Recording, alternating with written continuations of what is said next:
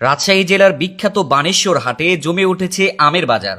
রাজশাহী পুঠিয়া উপজেলার বানেশ্বর এই হাটকে কেন্দ্র করে দুর্গাপুর, বাঘা, চারঘাট, মোহনপুর, পবা থেকে শুরু করে আশেপাশের প্রায় সব উপজেলার আম এখানে বেচাকেনা হয়। অনেকেই জানেন, আবার অনেকেই জানেন না। একসময় রাজশাহীকে বলা হতো আমের রাজধানী, কারণ আম উৎপাদনে এ অঞ্চল ছিল শীর্ষে। তবে ২০০১ সালের ১ মার্চ রাজশাহী জেলার একটি মহকুমা চাঁপাইনবাবগঞ্জকে আলাদা জেলা করা হয়। এরপর চাঁপাইনবাবগঞ্জেই সবচেয়ে বেশি আম উৎপাদন শুরু হয় এবং ধীরে ধীরে আমের রাজধানী উপাধি চাঁপাইনবাবগঞ্জের দখলে চলে যায়। আর এখন নওগাঁ জেলায় বিপুল পরিমাণে আম উৎপাদন হচ্ছে।